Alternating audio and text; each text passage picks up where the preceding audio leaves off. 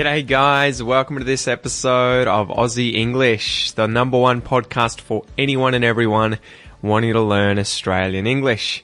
Guys, today I have a great interview for you. So, alright, what's the story? How did I find Will? Will was a mate of mine when we were going through high school, and I haven't caught up with him since then, since the end of year 12. I haven't seen him, except for, on the social medias, right? So I've been following him more recently on Facebook and watching his adventures up in the north of Western Australia. So he's been up there in the Kimberley and he's been posting a lot of amazing videos, a lot of amazing stories. And I thought, you know what, man, I need to get him on the podcast to talk about what life's like in some of the most rural and remote parts of Australia, where many of us city slickers, many of us who grew up around the cities never actually end up treading foot. So without any further ado, guys, let's just get into the interview. I'll give you Will Maas.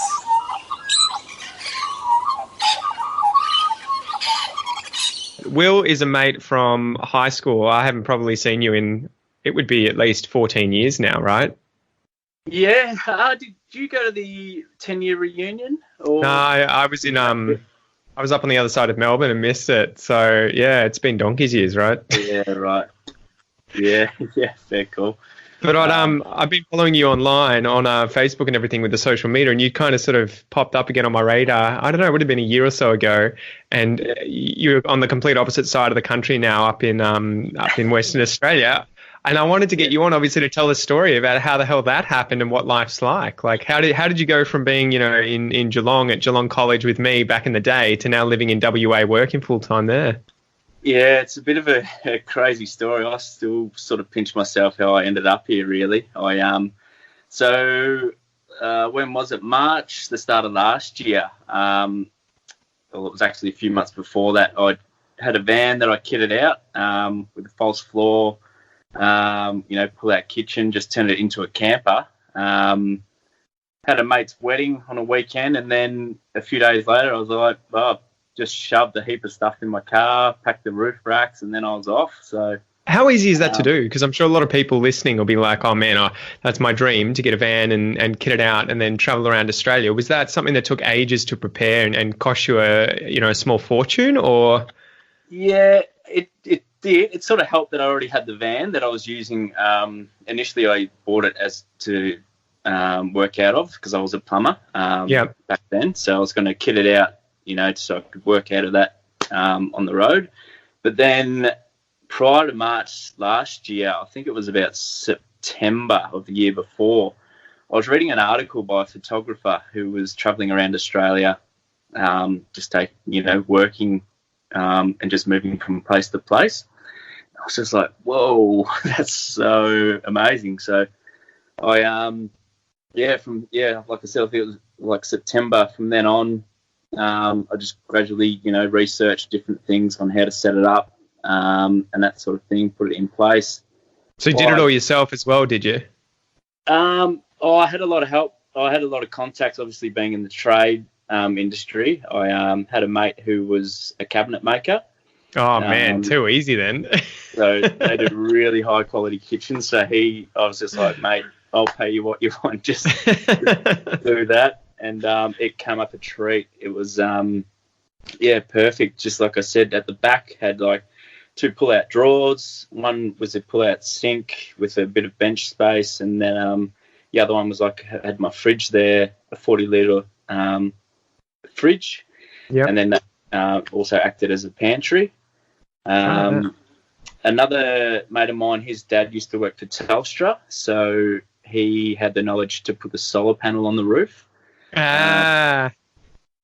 So really self-sufficient in that way. So that obviously, if I was camped up in the spot for a few days, I didn't have to worry about continually turning the car on and off to charge the batteries. Had the dual batteries set up. So it all sort of come together, or I think the final touches were probably in February. So it didn't really... February of last year? Yep. And then didn't really give me much time to do any test runs or anything like that. So what happened? You just left? You were just like, all right, I'm ready, bye. Pretty much. Yeah. so jumped, like I said, I had the mate's wedding, and then a few days after that, hit the road, and then headed.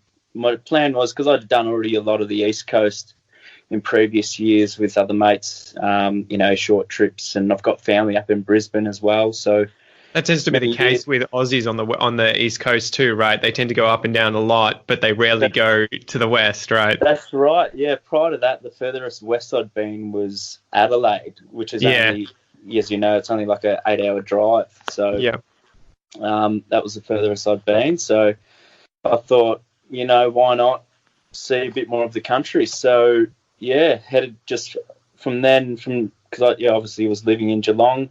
For those who are listening, it was obviously just near Melbourne there, on the coast. Just followed it along the coast, had friends in Adelaide, caught up with them. And was there a plan at the time, or were you just sort of like, I'm just winging it? Obviously, there was a few places that I wanted to see, just, obviously the main ones that pop up. But then at the same time, I was pretty open about it all. I didn't really want to have a routine, so to speak. So I just sort of almost left it to fate, like just see what. I just have the app, which is called Wiki Camps. And that tells you where you can go and stay everywhere. That's all pretty much run by other campers. They put in little spots that you can go, places of interest and campgrounds, and if they're free or they're asking for a charge and that sort of thing. So that was really helpful. I think it costs like $10, but the amount of time and things that it saves you, it's just it's $10 in the scheme of things is pretty good money spent. So did you find any good spots? Were there any good stories of things you came across whilst you were sort of travelling west? Yeah, there's a few eerie moments where I think the first spot was probably I was on the Nullarbor. So coming across the Bight there, and there was this. I was actually at a bush camp just a few days before, and I stayed there a couple of times just to change it up, because I was continually on the coast. And one of these guys was saying, gave me these absolute rough-as directions. He's like, once you get to the Nullarbor Roadhouse, you go, it's exactly 10 kilometres, and there'll be a dirt track on your left-hand side. Just follow that. There's no signages or anything. There's a fence line that you sort of follow. Follow that down south towards the coast, and then you'll eventually find this old telecommunications tower. And I was just like, oh, yeah, the way he explained it was just like, oh, yeah, that's pretty easy to find. And then found the road, and it was, like he said, it was pretty much 10K on the dot. Started finding this road for about, I think I got about half an hour, 45 minutes in. I'm like, where the hell am I going? Like, he's led me down the garden path here, like. But eventually, true to his word, I got to this spot, and it was funny. There was actually another camper at this same spot. It wasn't Ivan Milat, was it? Yeah. Well, what's his name? Mick from Wolf Creek. Yeah. Oh, I had a lot of stories running in the back of my mind. Don't you worry. I was just like, oh man, do I stay here? It was a bit of an eerie feeling about it, but sort of got into this little it just opened up. And I was like overlooking the ocean, got out of the car, stretched the legs, and then I got a bit closer to the cliff. I'm like, oh, shit, that's pretty decent. And I got right to the edge and looked down. It would have been a 60-metre drop to the bottom of this cliff. And I was like, had the car about, 10 metres away from the edge. And I was Thank you first. That was my first real experience of just like, bush bashing it out of in the middle of nowhere. But at the same time, it was one of the most, probably the top 5 camp spots that I went to. Were you just there alone too? Yeah. There was just that one other camper. Yeah. Which turned out, it was funny actually. They had actually camped 2 cars away from me at Streaky Bay, which is sort of on the back about 2-day drive or something like that. So you'd already seen them or something? Yeah, I just went over and started talking to them because the old boy was playing guitar, and I just got sprinkled chat. Where did you come from? It's Streaky Bay. 3 days ago. Did that same guy tell you the directions he told me? Yeah, he must have. And then I was just like, yeah, what are the chances? And yeah, but then there's other spots where you'd go into like from there. It was only a day or two after that. I went into another thing that I found on Wikicamps, which was an old homestead. Same thing. You drive off the highway about half an hour or something. Yep. And yeah, this old homestead, which back in the day was like a pretty pivotal spot where travellers stopped for like picking up supplies and whatnot. But nowadays it's just abandoned. There would have been about 50 old vintage cars that are just rusting away. Really? Yeah. People had just left them there, or they would have been owned by them originally? Yeah, I think, I'm not too sure if it was just, it was pretty weird. It just sort of turned into like a car graveyard, but all these, once beautiful looking vintage cars, they're just scattered around this property. And then same thing, I was there by myself, decided to walk into this old homestead, like beautiful old homestead. It was actually built out of old railway sleepers. Oh, really? Yeah, and it was in still pretty good nick for the age. And I sort of started walking through the house, and it just had this feeling of like someone's got to jump out. There's creaks. What am I doing? Yeah. So that was another moment. I'm thinking, what if my especially my mum was watching me do this, she would not be happy with me. So that'd sound like something out of Blair Witch or something, right? Where you need to be taking a selfie camera, and then you see someone's reflection behind you, and you're just like, yeah. Which, because a lot of my trip, I was filming it on Instagram. I remember. And a lot of people were just like commenting, like, "What the hell are you doing there by yourself?" And yeah, they couldn't believe it, but. When you're looking back at that sort of thing, it just makes the journey, it just makes for a better story, really, I guess. Definitely. Did you have to worry much about things in terms of safety whilst you were out there too? Were there sort of do's and don'ts for the average person? Yeah, so probably once I passed Adelaide and I was, really by myself, it sort of sunk in. I actually got a little bit homesick because there was a few days there where you're walking around small towns and you might not say a word to anyone for the whole day. Yeah. And then you sort of get to a few different spots and you're by yourself, and then you hear cars coming in late at night, which it turned out to be like local fishermen or something just preparing their boats and that sort of thing. It must be a totally different experience too, because I know, especially I noticed, have you heard of Lord Howe Island? Yeah. We went there, and when we got to the island, because there's only like 300 people who live there permanently, everyone waves to you, and they're always coming up to you and wanting to talk to you and like, how's it going, blah, blah, blah. And you're just like, what the fuck's wrong with you, man? Like, this is so weird, because you're so used to being in a big city like Melbourne where you're around thousands, if not millions of people who just ignore each other. Exactly, and was it a weird thing to then go out into somewhere like the bush where now anytime you come across someone, it's almost rude to not talk to them, right? It's like you guys have to have a conversation because you could rely on each other if something goes wrong or... Absolutely, yeah. It's especially once I started going off. So I think I can't remember what the peninsula's called, near Port Lincoln in South Australia. Once you sort of get into those areas, that community feel really does shine through really strongly. Yeah. You can go anywhere and just ask for help, and people are so willing. If they can't help you, they'll give you a phone number or point you in a direction that's, of someone who can. And that really came through. I was pretty surprised, that some of these spots are just in some of the most barren parts of Australia, yet the people there are just so helpful, which, like you said, it doesn't really, when you're in those metropolitan areas, that's something that a lot of people will forget.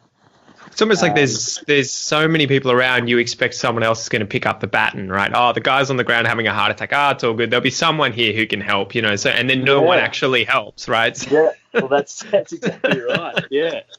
It's funny, isn't it? Even the whole way around, I then got adjusted to, like, when I got to Perth, it's not, compared to Melbourne, it's not as big, but it's a major city. Still, what is it, about 1.5 million people or so? 2 million people?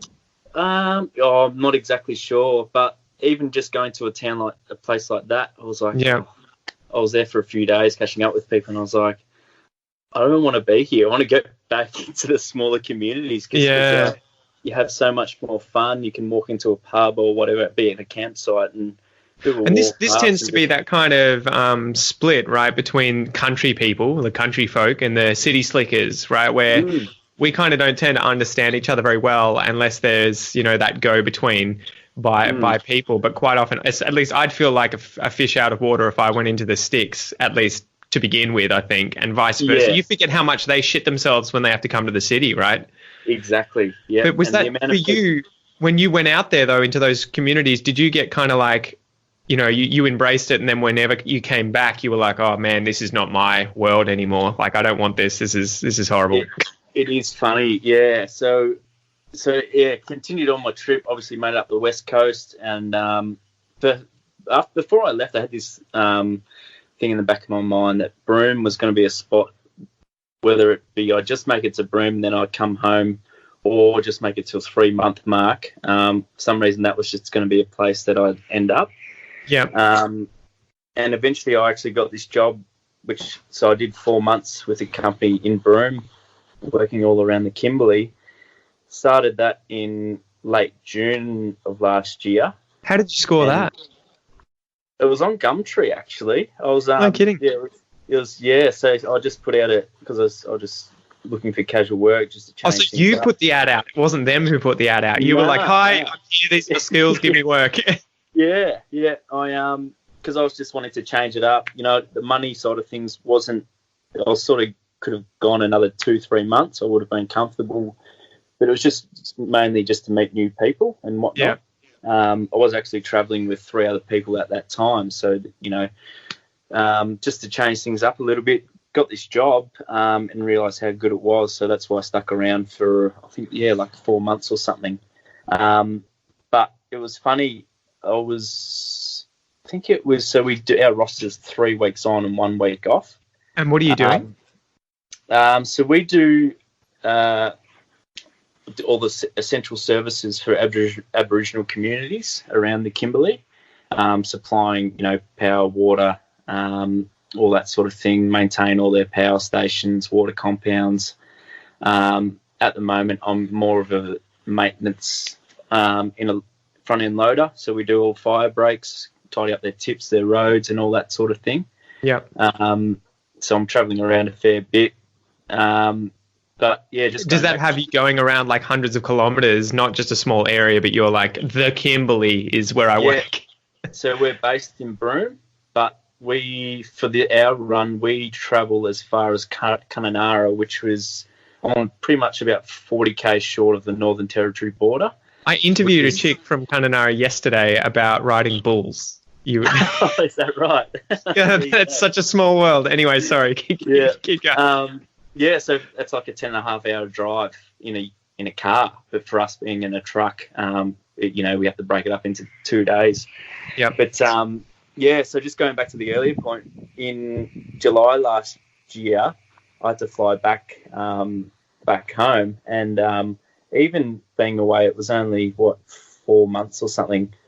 Flew into Melbourne, and I was just like, this is just too full on. I've got to get out of here. Like, was it just sensory overload, right? Because there's so much noise.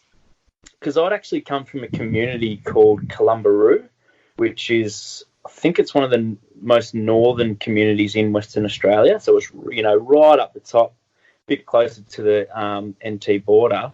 I actually got a small charter plane back to Broome for our break, and then from there I had to fly Darwin, Sydney, then to Melbourne.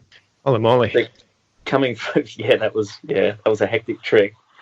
But coming from there, a small community, and then flying into Melbourne, it was about 12 hours later. It was just like, I'm not used to this. You just get used to that small community feel, and just not, and particularly our work, you might not see another car when you're driving for an hour or two. So it is weird that you kind of get used to that, right? Like I had a kind of similar thing happen to us to a much smaller degree when we moved to Canberra, and you just realise how much smaller the place is, like, and it's almost like you see the same people all over the place, and you can just go for a walk and all of a sudden you're in a reserve where there's 100 kangaroos in front of you, and you're kind of like, man, when we moved back from Canberra to Geelong, I was just like, my God, this is so, I miss being able to just walk from the house and get to the bush, you know, and just be like, I'm alone. You know, there's people everywhere, but you don't know them. We moved into a house. I don't know my neighbors. I don't talk to them.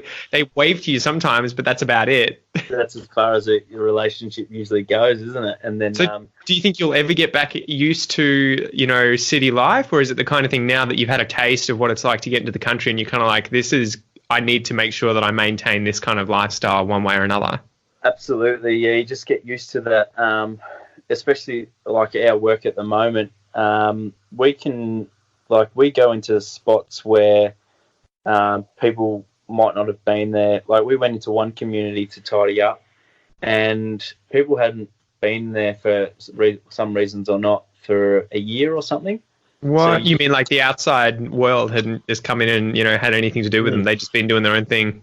Yeah. So we just go in there. It's usually like a one family or, you know, two families just living in the middle of, you know, or really an hour or two from the closest other town. And you just get used to that. We roll out the swag sometimes instead of setting up a proper accommodation, and you just get used to that. Like I said, that isolation with no one around you. You haven't got phone reception. You might not have phone reception for 2 or 3 days. So you just really completely switch off. I mean, you've got a satellite phone if anything's to go wrong or anything like that. But yeah, just getting used to that you're just switching off for 2 or 3 days. It's just, it's magic really. And then to fly, I flew back home. I drove back home November last year. Which route did you take? So I actually finished work in Kununurra, so I had my van there. And then I did a month going up to Darwin and down through the middle, then to Adelaide, and then on to Geelong from there. So that took about a month. And then I was back home for December till mid-February. And then, obviously this role came back up. So flew to Perth for about a few days, and then I was back up to Broome late February. So you didn't drive this time. You were just like, man, staying home. I'd done about 30,000 Ks. So I was like, I think driving can have a rest for a while. Flying was a little bit easier and quicker. So, but even being back home for that, 2-3 months, I was like itching at the bit just to get away again, just to, even, as you know, Geelong isn't a massive town, but at the same time, there's always, a lot of people around, and it is even pretty busy for what it is. Did you miss the stars? I mean, that might be a weird question, but like, I can imagine at night time, somewhere like Broome must be about as far away from any other big city in Australia as you can get, except for maybe the Pilbara, or even, I guess, Ullarue's still near Alice Springs. But did you miss the sort of night sky out there compared to, trying to see it in Melbourne? Absolutely, yeah. I mean, even just flying into Melbourne at night time, and you just see the amount of lights, and you're trying to look up, and all you can see is, obviously that light pollution. And you're just like, oh, nah, this isn't good. So I actually got lucky when I was home. I just went solo camping over New Year's up to the snowfields near Mount Buller. Yep. And even up there, I was just constantly looking up. I mean, it's nothing compared to what we get to out in the Kimberley, where you've got hundreds of thousands, if not millions of stars that you're looking up at every night. Because you do get clear nights every day. Because obviously in the dry season you probably get a few cloudy days here and there, but for a good 6 to 8 months you've got clear blue skies and then clear nights. So the amount of stars are just I've just actually bought a new camera a month ago, so going to try and get into that sort of that night photography, just to definitely try and you try and do it on an iPhone, but that it doesn't do it justice. No. So I've got the tripod and the new camera set up, so hopefully I can get into that. I've just got to figure out how to actually use the bloody thing. So are you going to do wildlife photography as well? Because the wildlife off there must just be off the charts. Yeah, I mean, it's funny. You think there would be a lot of animal wildlife, that wildlife around. It goes through stages, though. You might go through parts of the Kimberley where it's abundant with a lot of animals and whatnot, ranging from, your kangaroos, emus, but then you also get, a lot of people forget that there's actually camels that roam around here. I was wanting to get on to that and ask you what it's like with all the camels there, because I watched I think it was called The Track or something. I forgot what it was, but the woman who walked through the Simpson Desert in the 70s, and she walked all the way to Shark Bay, and she had to fend. Yeah. It's a good movie. Story. She had to fend off a whole bunch of camels that came at her because she had a group of camels that she was taking with her, and the males were in rut or whatever and were really dangerous. Yeah. What's it like there with all the camels that are running around wild? Do you have to be careful?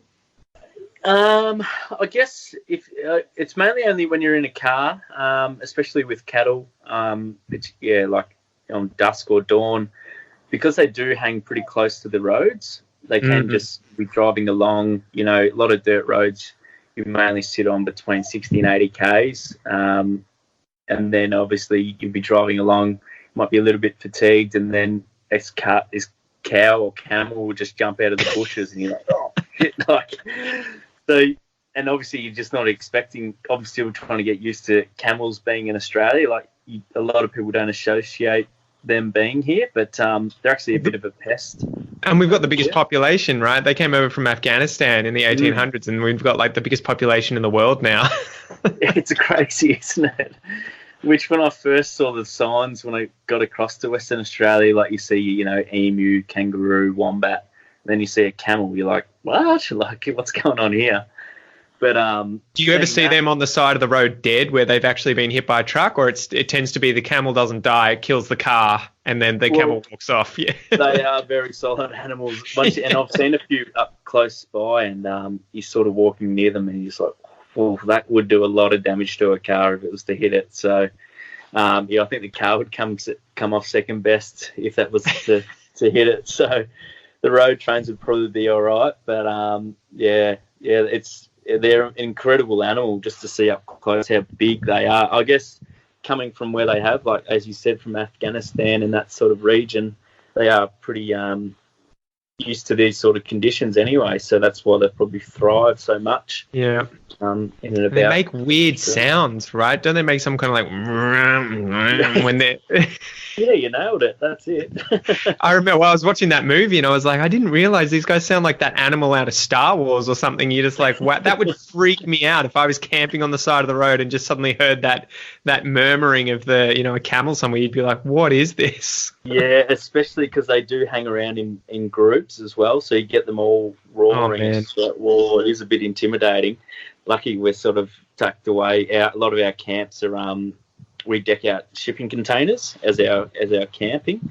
Oh, brilliant! So obviously, if they wanted to come in for a feed, they're not going to really penetrate into the shipping container. So they'd have to duck, I think, right? Probably crawl in. Yeah, so they might be able to. Yeah. So what's life? Can I ask too? What's life like up there with the Indigenous people? Because obviously, and I recently read a book called Aboriginal Australians, and it was one of these situations where I did a complete 180 on my sort of views of Indigenous, the plight of the Indigenous, I guess, in Australia. Because you think, I guess, growing up where we grew up, you don't really meet any Indigenous Australians. They're hard to find, and so you're in a constant sort of I guess thought pattern of, if they just worked harder, they'd be fine, or if they just pull their shit together, they'll be fine. What's life like when you actually end up somewhere like Broome, where you're probably a minority now? How would you describe it to someone like me or who's foreign, who's just arrived in Australia, about what life's actually like in communities where there are lots of Indigenous people? Yeah, so like I was saying, because all our work is primarily all based around supplying services for these communities around the Kimberley. So whether that be up at Columbaroo, which is right on the coast up north, or a town like Balgo, which is right down south in the desert. You go into a lot of places and you actually can't believe how they've survived for so long in these conditions, especially down south. where the landscape is so barren. Yeah. And it is a desert. So I went so I went from Columbaroo in my first month and a bit, my first stint last year. From there, I had to go to another job in Balgo. So I've gone from being on a river, lush greenery all around, and then from there I've gone down south into the desert where there's no water, no flowing rivers.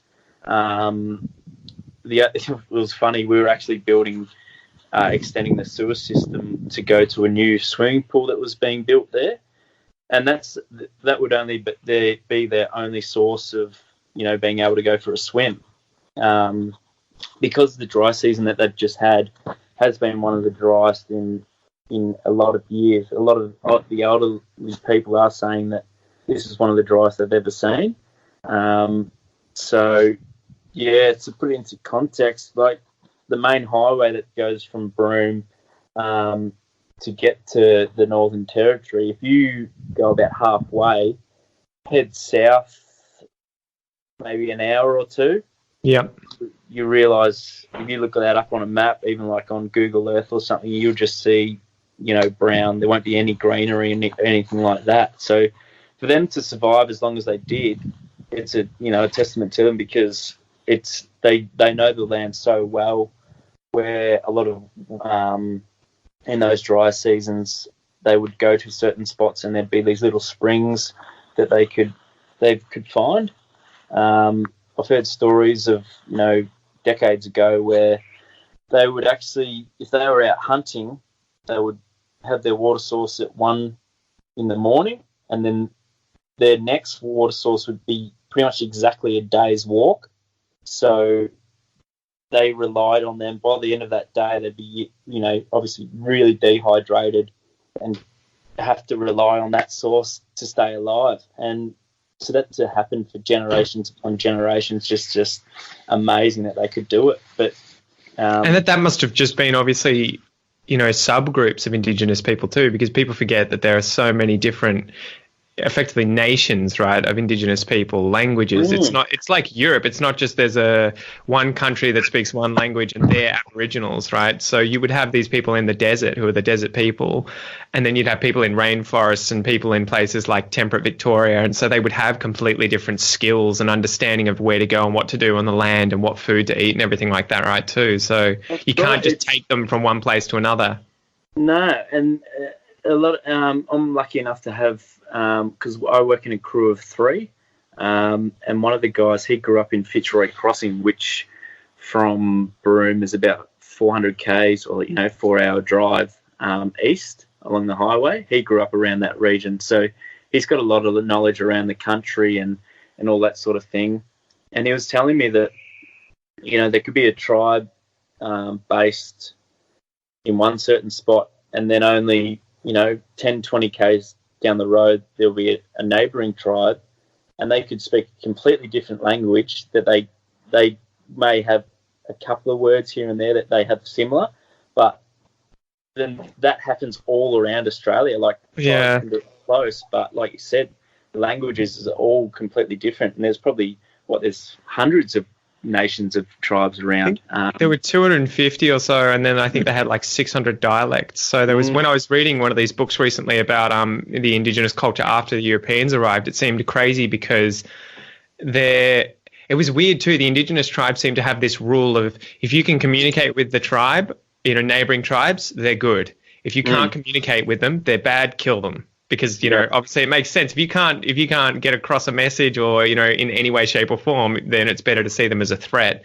But I think they showed that was part of the problem when the Europeans arrived on the eastern coast. They kept pushing all these tribes off their own land and into other tribes. And so you had a lot more conflict happening amongst those tribes. But what's it like out there with the Indigenous people and, Western society kind of encroaching on probably the last remnants of where they can actually live? Is there a lot of conflict or tension, or? I think there's a lot more tension between the elders and the younger generation of each community. They're turning away from it a bit.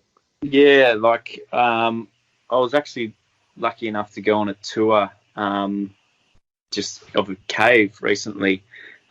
which one of the elders took as in a group, and he would be in his 50s or so. He's in a small community, and he's running these tours. And I was asking him, are there younger people who want to do this sort of work or whatnot? He's like, oh no, they're not interested. They'd rather be in town, and they want an iPhone. Damn it, give me an iPhone. Exactly. Which it's funny how generations. That's only one generation. That's the gap, but how much of a different way of living that has changed. They're all about their tech, like you said, their iPhones and all that sort of thing, and they don't want to be out in the communities where all these elders are trying to pass on this knowledge of land and bush tucker and all that sort of thing, and Dreamtime stories and stuff like that. So that's the hardest thing. When I finished this book, I was just like, what the hell do you do here? Because it's the more you quote unquote help, the more you kind of passively erode their own culture, right? Whether you actively mean to do it or it just happens because you encourage the younger generation to get educated, move to cities, become a lawyer or something. And it's like, well, they're not going to live in a community in the middle of nowhere and try and work as a full-time employee in the middle of the city at the same time, right? So it's like, how do you balance those two things of we want to encourage your culture to keep flourishing as best we can, but at the same time, we want to give you the opportunity to get educated, quote unquote, educated in the Western, way of doing things. But then it's kind of like you can't have both at the same time. So is that? That's right. And it's funny because I guess that sort of happens with farmers in rural areas too, right? Where their kids quite often go to the city and then they're like, we're not coming back to the farms, screw that. We're staying here. They see how easy it is in the cities and then they're like, well, why would I go back to my small town in the middle of nowhere when I can just have everything I want in the cities. But is there a sign, because obviously seeing people like you who are going back into these kinds of areas and seeing how, the pros of it and the cons of living in cities, do you think there'll be a movement soon enough in Indigenous, the younger generation, where they get to a certain age and they're like, actually, I want to get back in touch with my roots and come back to the communities? Or do you think that maybe this could be the final nail in the coffin and there might be a lot of culture lost?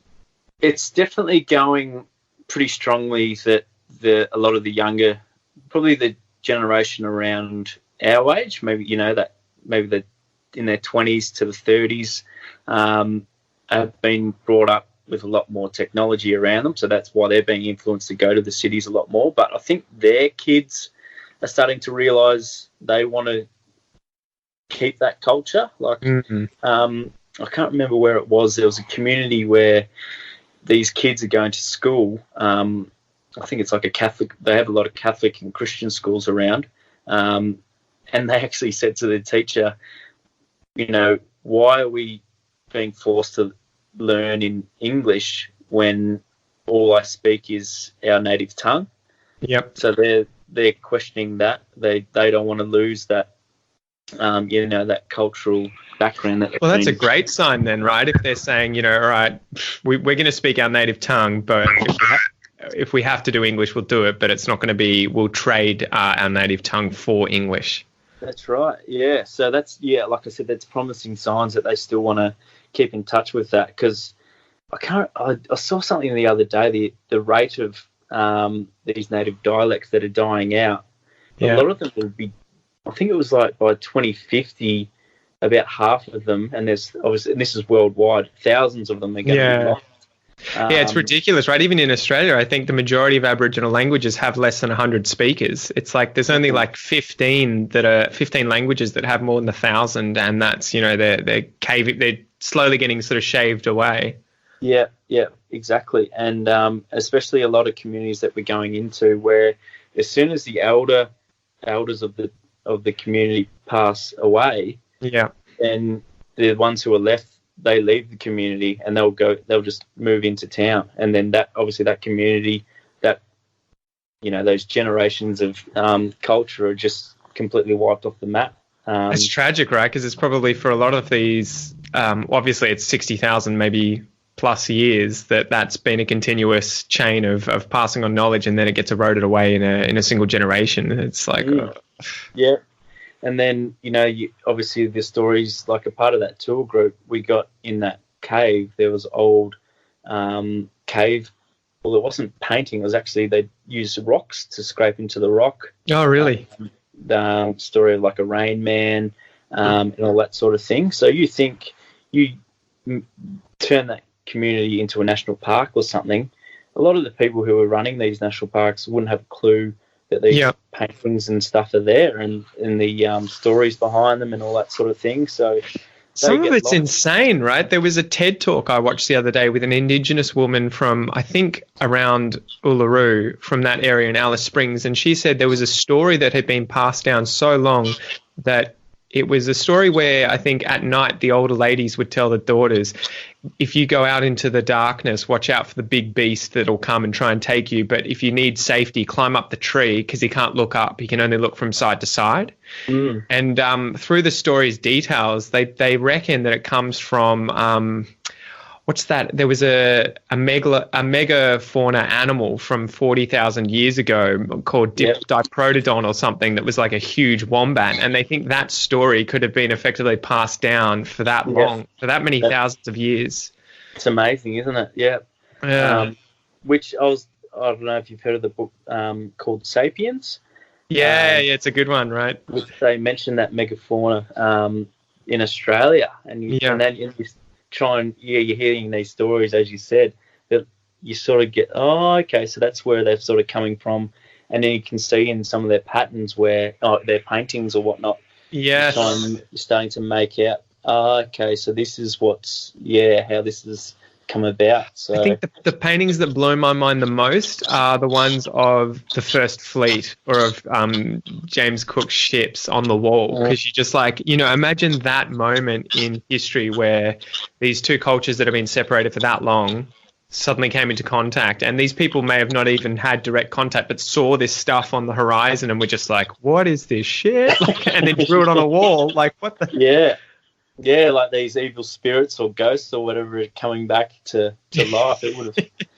Imagine seeing that, like, and even just like simple things like early explorers in Australia. Even just going back, there's a book called Nomads, which is about this couple in Western Australia, which I think they're known to be the last traditional. This guy was the guy who went in to get them with Mahjong or whatever, the friends of the couple, right?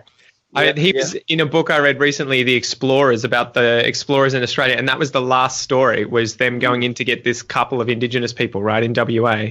Yeah, and they but imagine, because there was a lot of exploring with cars and stuff going around. This is only going back, that was 60 years? That was 77. So that was in 77. Yeah.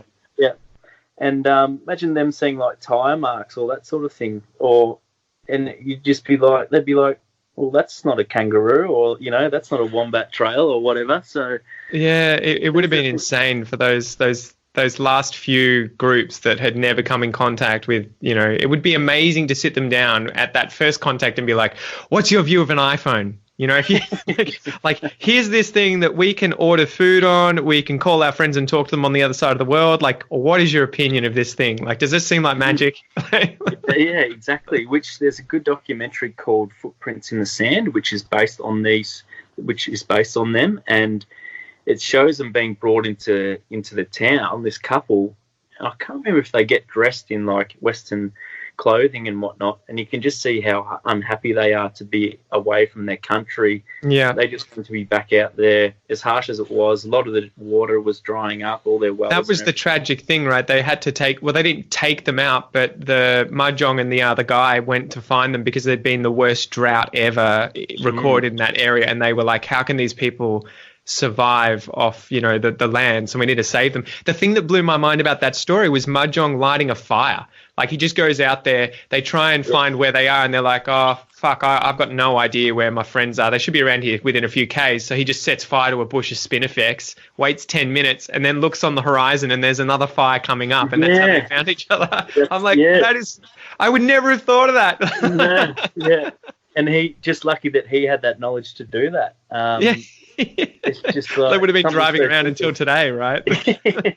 Doing the old cooey or something like that. Like, but yeah, just to even see that documentary, and and you can just see they're still in traditional dress, and even the way he was standing, which is what John, who I work with, he was saying how they stand with one foot sort of raised against their knee, so he's standing on one leg. He goes, that is the traditional way a real Aboriginal will stand.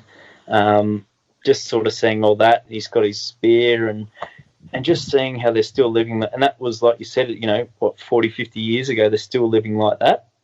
It was just incredible to see. But now the sad thing is because our company's been doing this for over 15 years, so they're used to us coming in and working in their communities. You go in there and a lot of that is being lost, which is pretty sad in a way, because not all communities have their own stores, but a lot of them do have tiny stores that they can go to. So they've got everything there, just like cereal, and they're losing all that history of traditional cooking and all that sort of thing. It must be so tricky when you get to that situation of, we'll give you stuff to help you get by, but then it undermines their own culture and their own, what they were already doing to get along. So you kind of like, you're helping, but you're not helping at the same time. And it must be such a difficult position to be in. It is. And I remember hearing a story about, I think, Indigenous people being given axes. Quite often they used to be given tomahawks as a way of payment, because it was I can imagine it was a bitch to make a stone axe back in the day.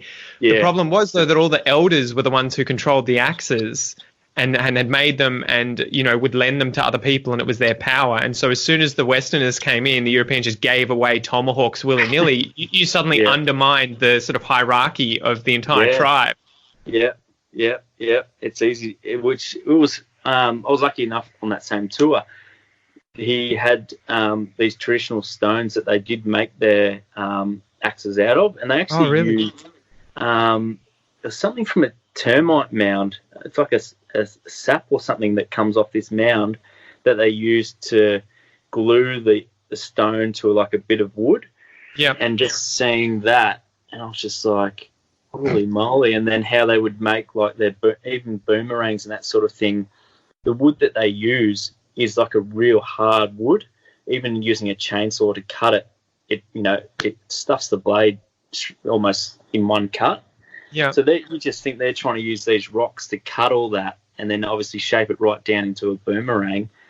It's incredible. Well, the best thing, what about making didgeridoos, right? Because you think, how the hell were they boring a hole out of a tree? And then you realise they weren't. They just shoved the tree into a termite mound and let the termites do the work, and then came back in a few weeks and it was hollow. That's right. Yeah. It's just incredible.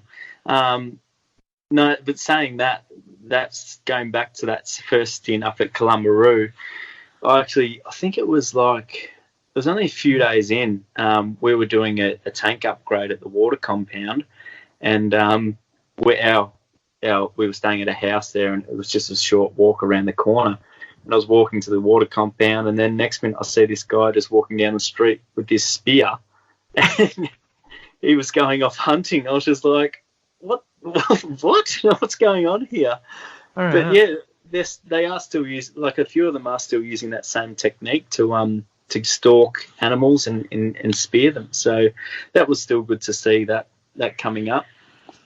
As much as Western influence is having on them, a lot of them are still trying to keep those traditional ways about them. So do you feel envious to some degree that they have that kind of history too and that connection in Australia? Because when I was growing up, I was always like, I feel Australian. I consider myself Australian, but to be honest, when you stand next to an Indigenous person who can trace their roots back here 60,000 years, it's kind of like, what am I? I wish I had that connection. Like this land, I have had ancestors on this for that long. Like it must be mind-blowing, right?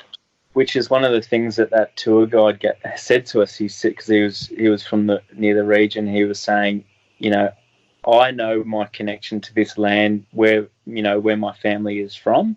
How many of you can tell me where your ancestors were from? And I was thinking, well, I know grandparents, and their Geelong, mate. Geelong. Just down the road, mate. But I was just like, I know maybe a few generations and a rough idea. They came from England, and then that's about it. It gets a bit, vague after that, but they can go back, hundreds of years, generations upon generations, and they know that this land that they're standing on, their great grandfather was standing there, years prior. So Yeah. it is having that connection to the land like you said, it is. You do get a bit jealous about it because it is a pretty special thing to be able to have. And they are very family orientated. They tend to have their children when they are younger, so they can grow up with their child. Then once they get to, that when they're about 40 years old or something, that's when their child will start having children of their own, where I think Western culture is a little bit different. You don't start until you're 40, mate. That's right, exactly, eh? And I was saying, we sort of we're almost a little bit selfish in a way, where we do all our own thing first for, till we're 30, 40s these days, and then we start thinking about children, or at least that's what I've sort of heard. Don't have any children of my own, but not yet. all that I know of. So, but just hearing that sort of things, they are, and then they will look after their parents and grandparents when they're all elderly. So that's one thing. When I did go back home, which I was trying to say was their house, their family, roots are so strong, and their values. It blows you away how much it means to them to have family around them. And then obviously things with the stolen generation and all that sort of thing. And for some people that worked out really well for them. It gave them opportunities which, looking back, they said it's the best thing that's ever happened to them. They said, really?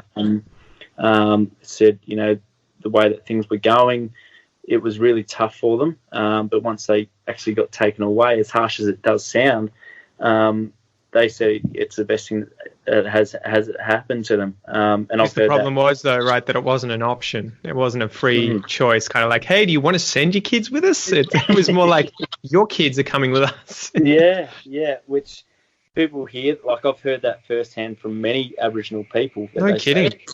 That they are really happy that it actually happened to them, that they got taken to ministries and that sort of thing. But have they completely lost their culture as a result, or they've gone back since then and then, reconnected with... No, they're still able, because a lot of ministries were still pretty close to where they were brought up, so they were fortunate enough to still be in the area, so they still had that connection, and a lot of them did go back to their community when they were old enough to. They might be, when they're in their mid-teens or something, they were out working on stations or whatnot, so they were still able to, when they were on break, when they were working, they could go back to community, go hunting on their land and do what they used to do. But then a lot of the time you only hear the stories where stolen generation, they had everything taken away from them, which to a lot of people that is true. They did get, their lives changed for the worse. Well, there was, you can't use your native language, you can't ever go home, you can't, intermingle with other people who effectively, like it was all, and we're never going to tell you where you came from, so even if you wanted to go home, change your name and all that, so, the way they dress and everything like that as well, even things they eat, and, even just living in a house, I suppose, compared to, just living out in the bush, just simple things like that. But it was just funny hearing it firsthand, just that they were pretty grateful that they were actually taken away as young as, 5 or 6, put into these ministries, and just hearing that, they loved it. It was a blessing in a way. Yeah, it's so interesting that there's two sides to every story, I guess, right? And it doesn't play out the same way everywhere. That's right, yeah. So a lot of these times, especially coming from the East Coast, all you really hear in the media and that is, the negatives, stolen generation, you've got to say sorry and all that sort of thing. But rarely do we hear these stories where it's actually been a really good benefit for a lot of people, particularly in communities where going through drought or something like that, they probably wouldn't have survived. So, that's been the big eye opener for me, which is why I love doing this job, you keep hearing these new stories and that sort of thing. And it just blows my mind when you're hearing stuff like that they can be grateful for being taken away from their family. Yeah. I mean, that's not what I was expecting to hear. Yeah. Which when I hear it, I sort of question, I'm like, really? And then, yeah. And then they explain what's going on and you're like, oh, well, that does make sense. So what advice would you have for people listening, whether they're Australian or not, in terms of going to WA? Would you recommend it? And what advice would you have if they end up going somewhere like the Kimberley, right? Yeah, especially with overseas people, doing their farm work and that sort of thing. If you are fortunate enough to be able to go out or even just volunteer, it doesn't have to be for your farm work. The people who I was travelling with actually did, I think it was like a week or two that they went out from Broome. They travelled out into the bush and they did some volunteering, like painting and community cleanups and that sort of thing. And they were so grateful to be able to have that experience, learn about culture, traditional cooking, their ways of life, and all that sort of thing. So if they do get the opportunity, I'd 100% recommend it, because you'll learn and see things which you can look up on YouTube or read in a book, but actually seeing it firsthand and hearing their stories, it'll stay with you forever. I know doing this, I won't ever forget it, because for sure, it is so powerful, some of the stuff that they do tell you and show you. And if you do, you might even get lucky enough that you can go into some of their sacred sites or, see some of their private paintings and that sort of thing. So, just seeing that sort of stuff, it is a really special thing to do. So if anyone does come over and has that opportunity, don't think twice about it, because it truly is a remarkable experience to be able to do and see. So. Yeah, far out. Well, Will, thanks so much for coming on the podcast, man. How can people find out more about you and obviously follow you on the social medias? Yeah, I do get pretty busy on Instagram. So it's, I'm just wondering _Wilbur. And like I said, I upload a lot of trying to keep myself entertained, because a lot of the time you go insane if you're not not doing. We had a video. Didn't you have a video recently having to mow an airstrip, right? And I was like, with a whippersnipper, I was like, what the fuck, dude? Like, you can imagine. How long did that take? That took a while. Around every cone on this, I think it was about 1.5 kilometres, and it was pushing about 40 degrees as well. So that was really hot. Which like nearly every day when you wake up, you don't have to look at the weather forecast. It's 30, 35 every day, clear blue skies. So, what was I going to say? But yeah, so on Instagram, I usually just upload, and I'm trying to put up pictures of where we are and the landscape that we're traveling around, because I just get blown away everywhere we go.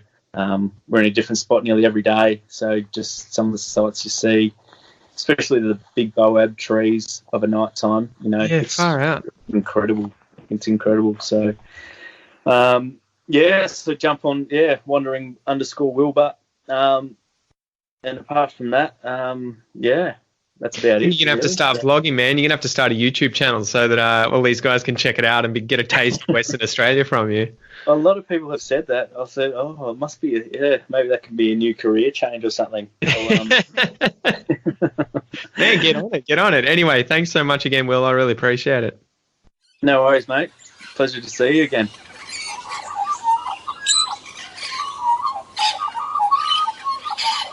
All right, guys, thanks so much for joining me today. I hope you got a lot out of this interview. Will, thank you so much for coming on again, man. It was an absolute pleasure, and I'm sure we're going to have to get you on again in the future to talk about more of these stories from way up north and way out west. Anyway, guys, that's probably about all there is to it today. So I hope you enjoyed it. I hope you had a good one, and I'll see you soon. Peace.